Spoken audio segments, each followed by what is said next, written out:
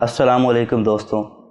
मुसलमान खाना काबा का बहुत एहतराम करते हैं क्योंकि ये मुक़द्दस मुकाम होने के साथ साथ हमारा किबला भी है।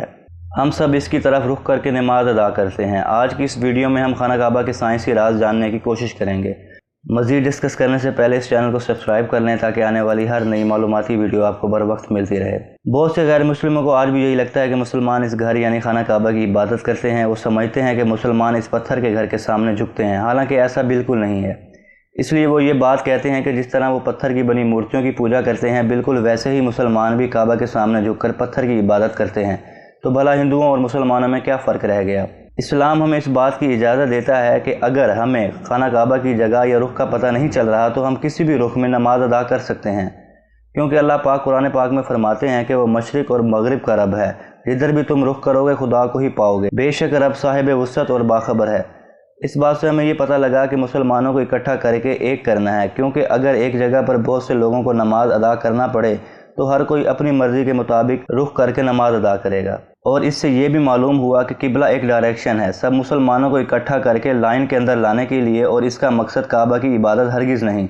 एक दफ़ा हज़रत उमर रज़ियल्लाहु ताला अन्हु ने हिजर असवद से मुखातिब होकर कहा कि ए हिजर असवद, तू ना तो मुझे कोई फ़ायदा दे सकता है और ना ही कोई नुकसान पहुँचा सकता है। मैं तुझे बस इसलिए चूम रहा हूँ क्योंकि मेरे नबी सल्लल्लाहु अलैहि वसल्लम ने भी तुझे बोसा दिया था।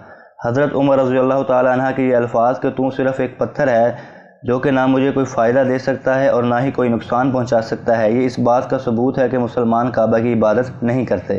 तो दुनिया के सब मुसलमान हिजर असवद की इज़्ज़त करते हैं और इसके बारे में अच्छा ख्याल रखते हैं, लेकिन वो इसकी और काबा की इबादत नहीं करते, बल्कि वो सब तो अल्लाह ताला की इबादत करते हैं और उसी के सामने सजदा रेज़ होते हैं। हज़ूर अकरम सल्लल्लाहु अलैहि वसल्लम के दौर में भी लोग खाना काबा की छत पर चढ़कर अजान दिया करते थे। क्या कोई शख्स जो काबा की इबादत करता हो इसके ऊपर खड़े होकर अजान देने की हिम्मत भला कर सकता है? और अगर हम दुनिया और कायनात के निज़ाम को देखें, इस पर गौर करें, तो हमें पता चलेगा कि कायनात में सितारे, सैयारे और कहकशाएँ सब एक ख़ास मरकज़ या एक दरमियानी मरकज़ की तरफ काउंटर क्लॉक वाइज डायरेक्शन में घूम रहे हैं। ये निज़ाम दुनिया में एटम तक के स्ट्रक्चर में नज़र आता है, और काबा की सूरत में भी, जहाँ पर दुनिया भर के मुसलमान एक दरमियानी मरकज़ के इर्द गिर्द चक्कर लगाकर अल्लाह ताला की इबादत कर रहे हैं, जैसा कायनात की हर एक चीज़ कर रही है। जबकि साइंसी नज़रिए से देखें तो जब भी कोई शख्स नमाज में अपना सर सजदा की गर्ज से काबा की तरफ ज़मीन पर रखता है तो इस तरीके से इसके जिस्म में मौजूद नेगेटिव एनर्जी परफेक्ट तरीके से खारिज हो जाती है। ये जिस्म की एनर्जी लेवल को बैलेंस करने का एक परफेक्ट तरीका है। यही तरीका टेंशन, डिप्रेशन और स्ट्रेस को कम करता है, जिसे समझने के लिए आपको गोल्डन रेशो या डिवाइन प्रोपोर्शन के कंसेप्ट को समझना होगा, जिसकी वैल्यू कांस्टेंट 1.618 के बराबर होती है। आप इतना जान लें कि दुनिया जहान का स्ट्रक्चर एक स्पेसिफिक वैल्यू या फार्मूला पर बनाया गया है, जिसमें इंसान का जिस्म भी शामिल है।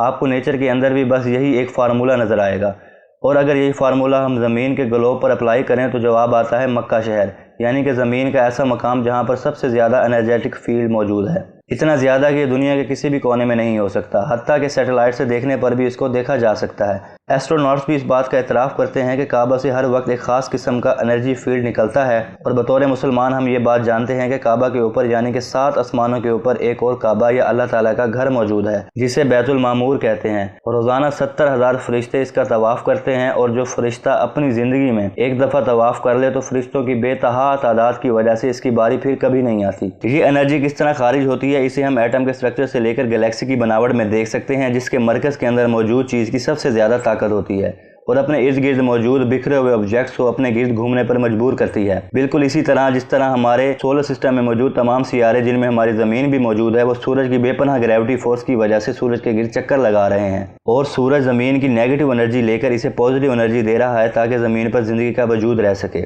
और इसी तरह का मामला एटम के साथ है, जो कि दुनिया भर की चीज़ों का बेसिक यूनिट या इकाई है, और इसी से मिलकर दुनिया और कायनात की हर एक चीज़ बनी है। बिल्कुल इसी तरह काबा के गिर्द चक्कर लगाने से यानी कि काबा के गिर्द तवाफ़ करने से आपके अंदर पॉजिटिव एनर्जी ट्रांसफर होती है और नेगेटिव एनर्जी खारिज होती है। साइंटिफिक स्टडी हमें बताती है कि एक आम इंसान सारे दिन में इलेक्ट्रोमैग्नेटिक वेव्स का सामना करता है, जो कि इसके लिए बहुत खतरनाक होती हैं, जो कि इसके सामने वाले दिमाग के हिस्से में घुसकर इसे डिप्रेशन, स्ट्रेस और थकावट का एहसास करवा सकती हैं। دماغ کے اسی حصے سے ہمارا جسم پازیٹیو اور نیگیٹو انرجی کو حاصل کرتا ہے، اس لیے اپنے سر کو سجدے میں رکھ کر کعبہ کی طرف منہ کر کے اسے نیگیٹو انرجی کو آسانی سے ختم کیا جا سکتا ہے۔ اس لیے مسلمانوں کو اللہ تعالیٰ کے ہر حکم کو بنا کسی شک کے ماننا چاہیے اور اس پر عمل کرنا چاہیے، کیونکہ اس میں مسلمانوں کے لیے بہتری چھپی ہوئی ہے۔ جن چیزوں کے بارے میں سائنس آج ہمیں بتا رہی ہے، ان چیزوں کے بارے میں ہمارے رب تعالیٰ نے ہمیں قرآن پاک میں کئی سو سال پہلے بتا دیا تھا۔ اللہ تعالیٰ ہمیں حق سچ کہنے اور اس پر عمل کرنے کی توفیق عطا فرمائے۔ دوستوں، آج کی ویڈیو یہیں ختم ہوتی ہے۔ امید کرتا ہوں کہ آپ کو اس ویڈیو سے کچھ نہ کچھ انفارمیشن ملی ہوگی۔ ملتے ہیں ایک نئی ویڈیو میں ایک نئے ٹاپک کے ساتھ، تب تک کے لیے اپنا خیال رکھیے۔